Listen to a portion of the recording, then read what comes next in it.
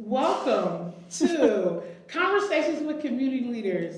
We have here one of my favorite people on earth is Dr. Jeanette McKown, the president of the best community college this side of heaven, McLennan Community College. Thank you for joining us.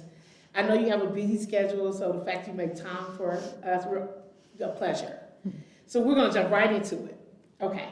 So talk to us about life growing up in a small town of Farmville, Louisiana. Right. We're in northern Louisiana. It's in Union Parish. And when I grew up in a small town, life was very different than it probably is even today. I grew up in a segregated society. So I graduated from a segregated high school, and it was only after that that people were integrated and going to school together, and I didn't realize how strange that was. And now I wonder why I didn't realize that, but I didn't. I was involved in many things. I was involved in Girl Scouts. I was involved in 4-H and heavily involved in my church. I was in the band. I was a twirler for a short time until I realized I was awful at that.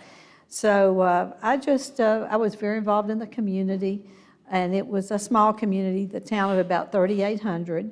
My mother was a school teacher, and my daddy had a filling station, we called it, most of my life, and then he went to work for the state of Louisiana weighing trucks on the highway. After he gave everybody away all of the gasoline and was making no money, he had to find a way to earn a living. But I have a younger sister, Nani, who's 15 months younger than I am. I have an older half-sister, Sue, who's about 12 or 15 years older than I am. But I would say life was good. We played outside a lot, did those kind of things without any regard for going home until Mother would holler, time to come home. Got you. So let's talk about your mother and father. Just tell us some life lessons you learned from your parents. I think probably maybe the most important thing was to be authentic and to always tell the truth. That's really been important to my family. It was to care about other people, to keep your promises, to be authentic again, and those kind of things. Values were very important to my family. Good. And also, I know you said you was part of Girl Scouts. How many years were you part of Girl Scouts? I still am a Girl Scout. Oh, wow. But I'm not doing anything actively now. But I was involved from being a brownie and up in that part of Louisiana, and I went to the 1965 Senior Girl Scout Roundup, and my patrol still gets together today. Wow. We have an annual get-together. One of them died. We adopted another one. Okay. So it was very important being in Girl Scouts. I think I learned teamwork from that as much as anything else, and not to put myself first. We learned how to say we rather than you or I. So a great value system I found. Okay, good. Now let's go into your sisters. You talked about your sisters a little earlier, and I know you really value family, those ties. How do you keep that sisterly bond together over the years? Well, my younger sister, Nani, in fact, I was there last weekend. Okay. We get together usually at Christmas, and then we go on a vacation together once a year. My older sister is in her 80s, and I still see her periodically. When we get to go to the National Baseball Tournament, I've been able to see her and visit with her then. She was an only child and older than Nani and myself, so we still stay in touch with her, and we talk periodically. But it's very important, particularly after your parents are gone. You have to make time for those things. Yeah, really important. Now I want to switch gears a little bit. I want to talk about how you met your husband and tell us a little bit something like how you guys fell in love. Well, and we have been married 53 years. 53 years. We met at a small Baptist college in Pineville, Louisiana College. And we actually met because I was a member of the PEP squad, and we would adopt athletes. And so I had adopted a basketball player, and I had to go to the bakery to get him something.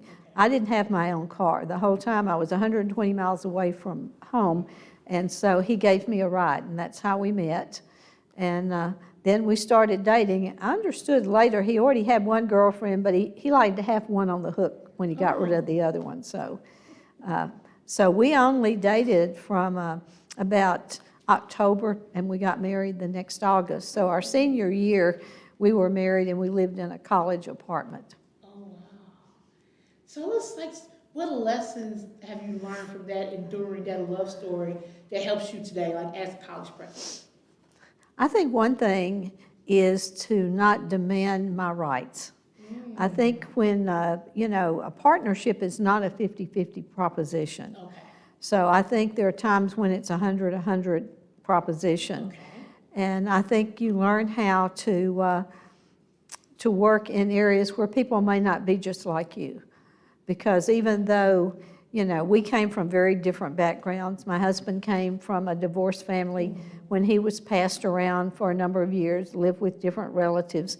So he didn't have the stability of the family that I did. So our lives had come from very different routes. And so I think that would be it. Good, good.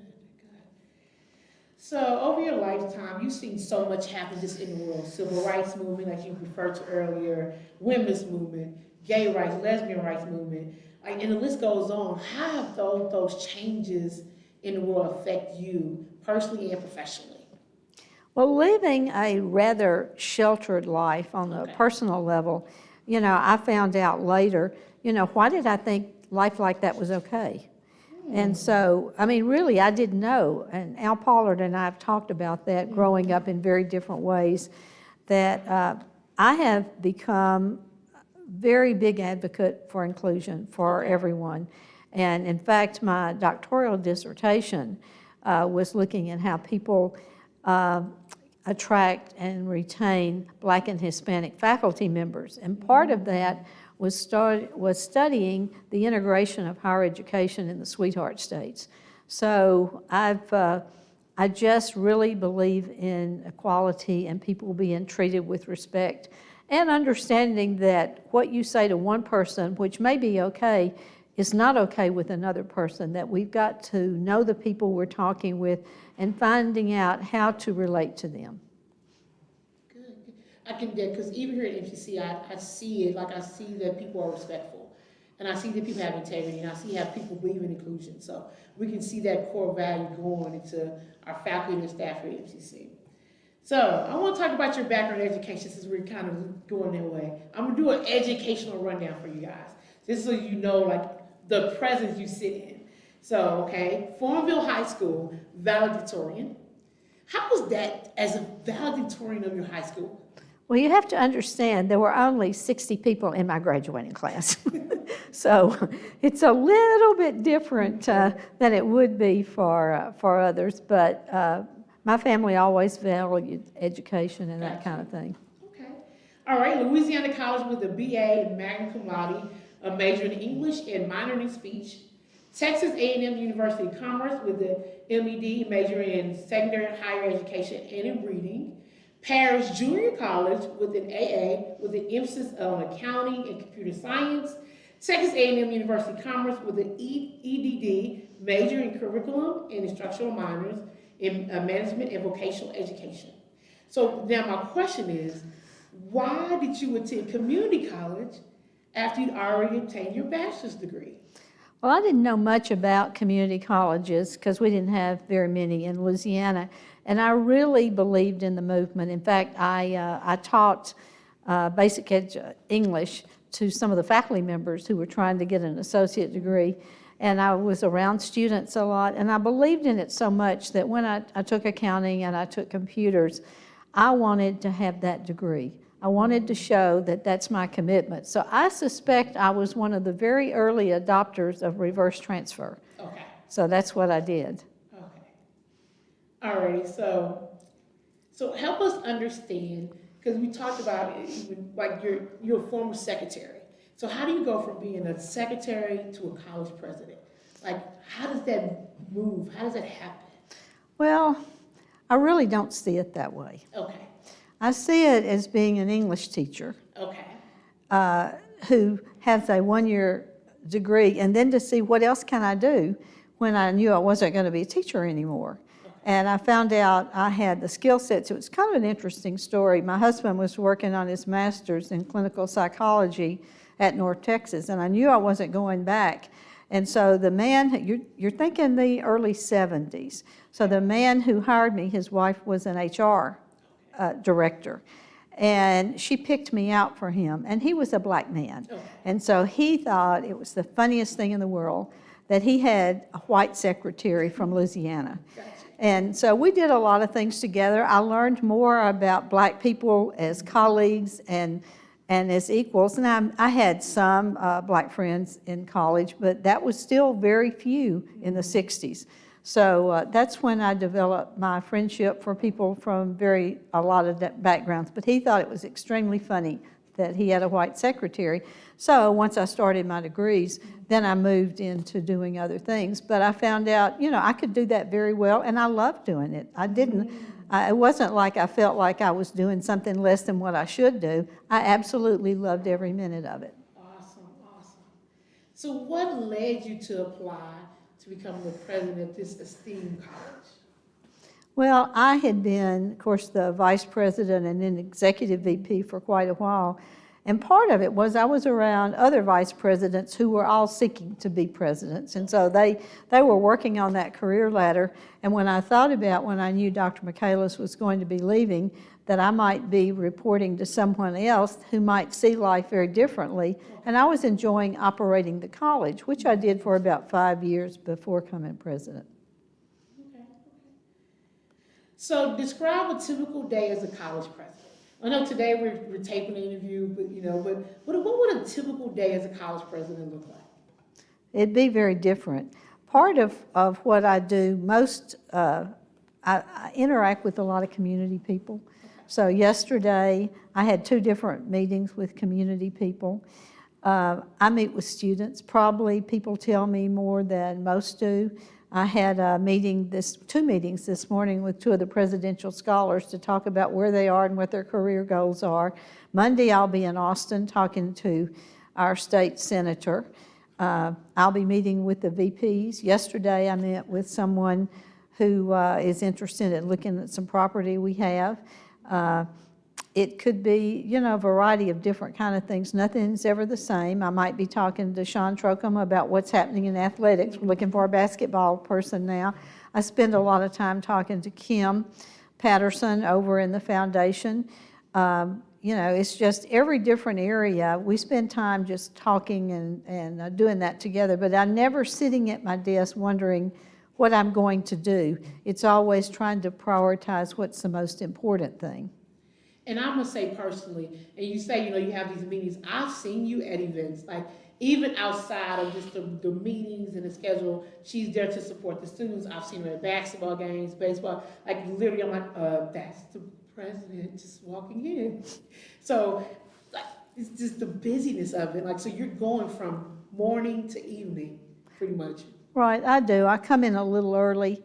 I try to spend time in the evenings when I'm home, but he asks me every week, so what nights will you be home this week? And it might be 1, it might be 2, but it's just, I'm kind of busy going to a lot of things because I think it's important to support our students and our faculty. And I think it's good that he understands that, and you have support. He does, and I think that's one of the things of being a college president. You have to have a supportive husband, and if there's something I'm thinking, well, I don't know if I'll go to that tonight, he'll say, now, Johnette, do you really need to go? Think about it. I said, okay, maybe I'll go. Awesome. Okay, so you're the first female president of McLennan Community College. How is your leadership style different than your predecessors? Well, those of you who know Dr. Michaelis know that we're pretty different people, and I think oftentimes women leaders look at life a little bit differently. I am probably more collaborative than he was. He was very great at innovation and pushing ideas forward, and a lot of the things we see today were from that. And I don't work as quickly in that way as he might, but I think being a woman has probably made me more listening and encouraging, not that he wasn't, but it's just, we have different personalities, and I learned the good things and the things I might want to do differently from him. Well, good. So MCCs has core values. Now, core values are People matter, inclusiveness matters, integrity matters, communication matters, and excellence matter. Which core value is your favorite, and how do you incorporate that core value as college president? Well, I think it would be hard to say one. I think all of us would say that people matter because all the other things kind of fall away. And my parents, one of the things I learned from them was that people were more important than things. But really, if you don't have integrity, nothing else really matters. True. True. Okay, now we have a lot of things going on this campus.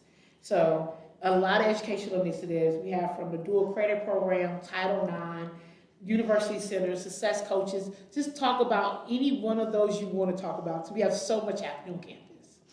Well, I would say right now, one of the most important is actually our strategic enrollment management. Okay. Because we are like other colleges in that our enrollment has slumped. And funding the college, providing the opportunities for our community are both really critical. So those things, which is really a pretty large group of people across campus who are helping with that. The University Center, of course, is very important, and I spend time, try to every semester, visiting with either the president of Tarleton or Tech, and I visited with the Tech president last week and the Tarleton one earlier, because this is for our community. When I think about 65, when our college began, what opportunities there were for people who were of color or who were disadvantaged. They just weren't there. So every time we go to graduation, I think about what we're able to accomplish for the lives of our community. So that's really important. Got you. And you also are a part of the Honors and Presidential Scholars Program, and they take trips. And just explain that program, how the students benefit from that program here on campus. Well, I really was involved in beginning the Honors College, and so I love the Honors College. I love the preparation that it gives our students. And of course, they've had amazing leaders, going over that. I don't spend as much time as with the presidential, although I didn't initiate that program. Dr. McKown did, but I've kind of changed it a little bit to where we are becoming a leadership group, but we meet together. We have great speakers. Chet Edwards is going to be there this Sunday. We meet on Sundays. And then we do activities together. And we went to New York City, and I usually, that was last year, and I usually invite some of the Honors College students to come. And this year, the 2 student liaisons to the board, which is a new program that's working really greatly. We've had amazing students doing that. They went, one of them went with us to New York last year. Then we kind of ended up with 2 courses this year. And one of them is the political science course that our talented government and history faculty go with us. And we had some special experiences when Judge Starr was alive, because he introduced us to getting into the Supreme Court. And this year again, because Mrs. Starr was with us, we had the Chief Justice of the Supreme Court make a surprise visit to us. And Justice Kavanaugh had us in his office sitting down talking about life and all of those things. So those are opportunities that not everybody would really have. Then the other course, and when again, we have 2 of our really wonderful faculty, Amy Antonica and Jessica Zabeda, who are taking students about half and half from Presidential Scholars and Honors College, and we're going to the Czech Republic. We host 3 students every semester from there, and they become part of the scholars, and they integrate into campus, and they're work study students and that kind of thing. We were supposed to go to the Czech Republic back the COVID year, and at the last minute we had to pull that. But they're meeting together remotely too with students who are in the Masaryk University side of the class. So that's pretty amazing. And Dr. Hills and I are going to go for part of that trip. We'll be meeting with professors at the university. They're wanting to add some other departments to be involved in our program. So we'll see how that goes. But it's really wonderful getting to know the students. Again, I met with a couple of them today. I spend time with them. and try to make sure they're making good decisions. And we go to a lot of events and things like that together. And there's a leadership course that we'll have again in the fall with Stacy Taylor and Tommy Lawrence, to where we focused on that as part of their experience. Isn't it awesome that you can take students from McLennan County all over the world, pretty much, to all the United States, DC, New York, Czech. Like, these opportunities are awesome. So, like, just the fact that you as a leader had the gall to push those buttons and go as far as the eyes can see. But it's awesome. Well, I have more opportunities than some do because we don't have children. Gotcha. I mean, when people have a family, and it's only my husband and I, so it gives me some opportunities to invest in the lives of students that others just might not have the time to do. Alrighty, so this question is, how can the community at large stay informed of all the great things happening here at MCC? We've talked at least a good 5 or 6 things as right now. How can they stay informed? Just going to the website? What's the best place they can get information? Well, they can find out from the website. I do something a little different for our employees, and after every board meeting, I send them a summary of everything that happens. The best way to be involved is to attend our events. Okay. I mean, the fine arts events, they're amazing. Amazing. And the athletic events, and we host different lectures and those kind of things. So getting involved, if you want to, that's when you get to know our students and our campus. Yes. I would say, I remember the first play I ever saw in elementary was on MCC's campus. The school brought us to MCC. It was Raisin in the Sun. And I fell in love with theater ever since. And impromptu speaking, poetry, like, it was the first play I ever saw, and it was MCC. And the fact that MCC has such an impact on the community, and that was years ago. And I still remember it and how it touched me. So I can only imagine how we're still touching people in the community, especially with the fine arts program and the theater arts programs. Okay, almost last question, but if you could choose to be any other profession, what would it be? I was thinking about that when I saw it, and I thought, I can't imagine anything that I would rather do. There might be a place that I might be an encourager. I do love to talk to people and encourage them. So it would be, it might be a success coach or something like that. I cannot imagine myself outside of education. Okay, and last question, what is your life's purpose? Well, I kind of alluded to that. I think it's being an encourager.